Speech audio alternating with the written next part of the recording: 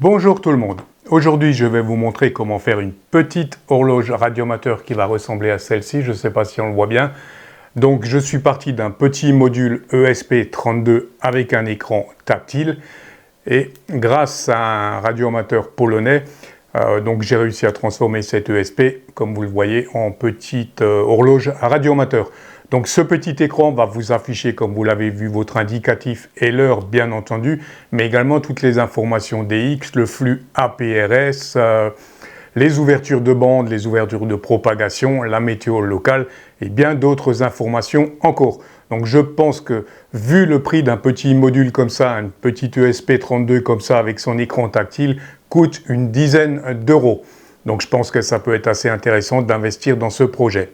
Et dans cette vidéo, je vais vous expliquer depuis de A à Z, on va dire, comment télécharger les fichiers, comment configurer et comment flasher ce petit ESP32 pour obtenir cette horloge radioamateur.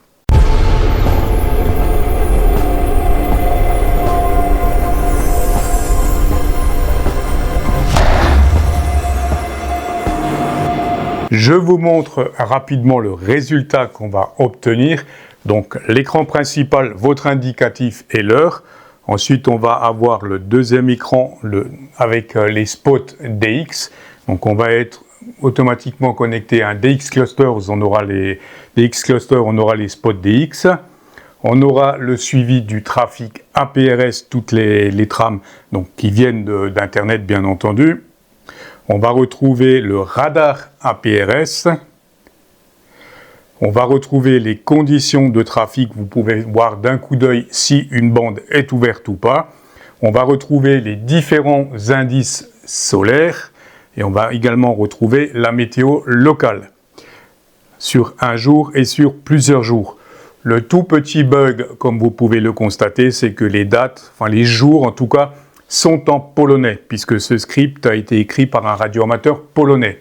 Donc ce qui pourrait être vraiment intéressant, c'est qu'un radioamateur français, par exemple, ou un programmeur français, rentre en contact avec cet OM pour traduire tout ça en français. Ça serait absolument génial.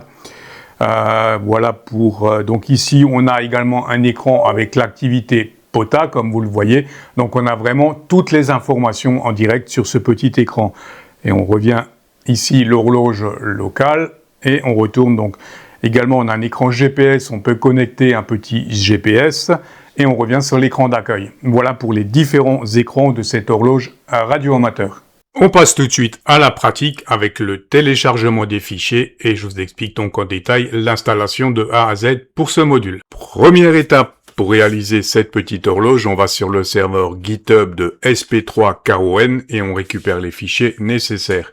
Donc on vient sur la dernière version et en bas de page on va récupérer l'archive zip ESP32 AMClock qui se trouve ici. On va récupérer cette archive zip, on va la dézipper et vous devriez avoir une archive avec ceci.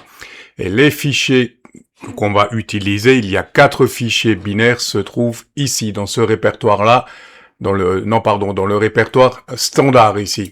Voilà les 4 fichiers binaires qu'on va utiliser et on peut passer à la deuxième partie, donc flasher notre ESP32. Pour flasher notre EEPROM, on va utiliser un outil, un flasher en ligne. Vous trouverez bien entendu le lien dans le descriptif de la vidéo. Étape 2, donc on vient connecter notre ESP32 en USB. Vous devriez entendre la sonnerie, donc là il est déjà branché, et le port COM est bien sélectionné, c'est le COM 12. Maintenant, je vais mettre mon EEPROM en mode lecture. Donc pour ce faire, je viens appuyer sur le bouton ici, le deuxième bouton le plus à gauche, j'appuie sur ce bouton, je viens cliquer sur Connect, le port COM jumelé le 12, se connecter. Et on devrait avoir une fenêtre qui s'ouvre. Voilà. À partir de là, vous pouvez relâcher le bouton. On est prêt à flasher notre ESP32. Troisième partie, donc dans la fenêtre qui vient s'ouvrir, on va cliquer sur sélectionner fichier et on va télécharger les 4 fichiers binaires qu'on a récupérés, qui sont dans l'ordre. Hein, vous le voyez, ils sont repérés le 1, le 2, le 3 et le 4. Donc, on vient cliquer sur récupérer fichier.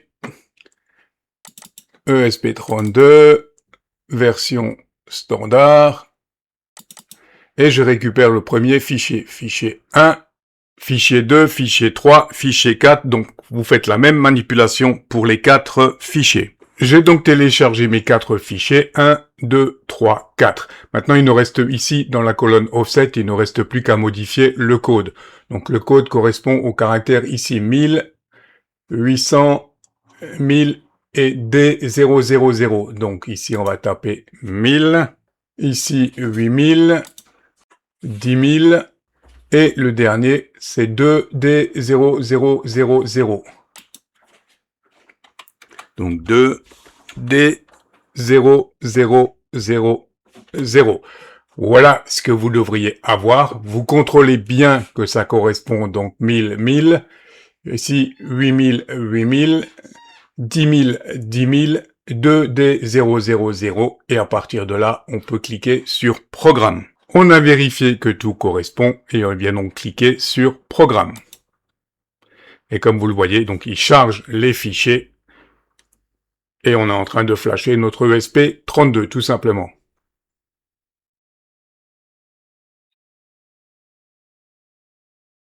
Donc on la laisse travailler tranquillement. En général, ça ne prend pas plus de 5 minutes hein, pour faire le flash complet du petit module.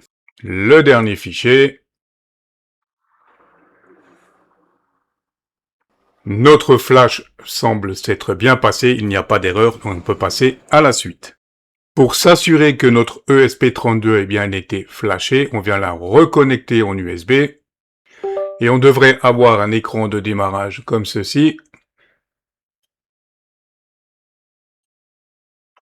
Voilà, et si on a cet écran, c'est que tout s'est bien passé. On peut passer à la dernière partie. Prochaine étape, on va connecter notre ESP32 sur la Wi-Fi de l'ordinateur ou sur notre réseau. Hein. Donc, depuis, on va dans les paramètres Wi-Fi, afficher les réseaux disponibles, et on retrouve ici l'ESP32 Amclock, hein, puisque cette petite platine a sa propre Wi-Fi. On clique dessus, et le code 1, 2, 3, 4, 5, 6, 7, 8, 9, 0. On ne pouvait pas faire plus simple. Suivant pour vous connecter. Et si tout se passe bien, on sera connecté en Wi-Fi sur notre ESP32. On est connecté, ça a marché, on peut passer à l'étape suivante. Donc maintenant, le plus important, la configuration complète de notre petite horloge. On vient de connecter notre ESP32 sur le réseau Wi-Fi, mais le module en lui-même ne connaît pas encore l'adresse de votre box, de votre réseau Wi-Fi. Hein. Pour le moment, il a sa propre Wi-Fi. Vous avez une adresse IP qui s'affiche en bas de votre module. Vous vous connectez sur cette adresse et vous vous retrouvez sur cette page. Et c'est à partir d'ici qu'on va faire toute la configuration. Donc on va cliquer sur cet onglet-là, je vais le mettre en anglais.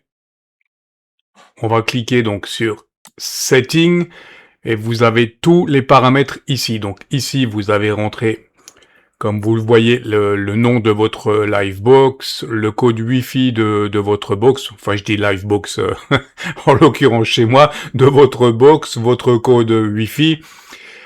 Les paramètres DX Clusters sont déjà rentrés, les paramètres POTA également. Am Alert, c'est un site qui est payant, donc je ne rentre rien. Et ici, vous rentrez donc la configuration de votre station, donc votre indicatif, votre locator et votre position géographique, latitude, longitude. Si vous avez un compte qrz.com, vous pouvez le rentrer. Et vous pouvez rentrer ici une clé API, comme vous le voyez. Donc, vous allez sur le site Open Web, vous créez je vous mettrai le lien dans le descriptif de la vidéo. Vous allez sur ce lien-là, vous créez votre compte en 2 minutes, c'est entièrement gratuit. Vous récupérez l'API et vous la rentrez ici. Ça sera pour récupérer toutes les infos météo. Voilà un petit peu. Donc ici, vous avez les paramètres APRS, tout simplement, avec votre indicatif et votre code d'accès APRS. Et voilà pour la configuration principale. Il n'y a pas beaucoup plus à configurer. À partir de là, vérifiez toujours Vérifiez bien que vous êtes toujours encore connecté sur la Wi-Fi de votre ordinateur et cliquez sur Enregistrer. Une fois que vous avez cliqué sur Enregistrer, votre ESP32 va redémarrer. Il devrait normalement se connecter sur votre Wi-Fi et la configuration est terminée. Donc une fois que cette configuration est terminée, vous aurez une autre adresse IP qui s'affiche en bas de l'écran.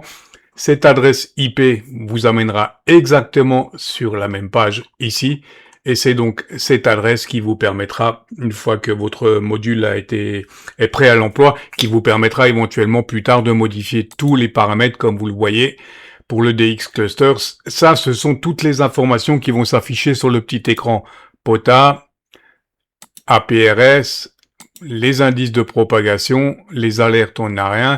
Ici, vous allez pouvoir régler les paramètres de votre écran, mais je n'ai rien touché. Ici, vous pouvez en option brancher un GPS. Vous retrouverez toutes les instructions en cliquant sur Manuel et tous les liens en cliquant ici. Voilà pour la partie paramètres, rien de bien compliqué. Et vous avez, votre horloge est quasiment prête à fonctionner. Vous avez maintenant une petite horloge radioamateur prête à l'emploi pour mettre sur votre bureau. Certains diront c'est gadget, pourquoi pas, je veux bien. Mais moi personnellement, je trouve ça assez intéressant. Un petit écran comme celui-ci à moins de 10 €, vous avez toutes les informations intéressantes, DX Clusters, POTA, la météo, toutes les informations, les informations sur l'ouverture des bandes HF, etc., le flux solaire, toutes les informations sur un petit écran comme celui-ci. Donc je trouve ça vraiment intéressant. Comme d'habitude, n'hésitez pas à me faire savoir dans les commentaires ce que vous pensez de cette vidéo. Et si la vidéo vous a intéressé, n'hésitez pas à me mettre un petit pouce. Sur ce, je vous dis 73 et à très vite pour une nouvelle vidéo. Je vous ferai d'autres vidéos dans le même genre. Il y a pas mal de possibilités de projets dans le domaine radioamateur avec les ESP32. On y reviendra au fur et à mesure. Sur ce, je vous dis 73.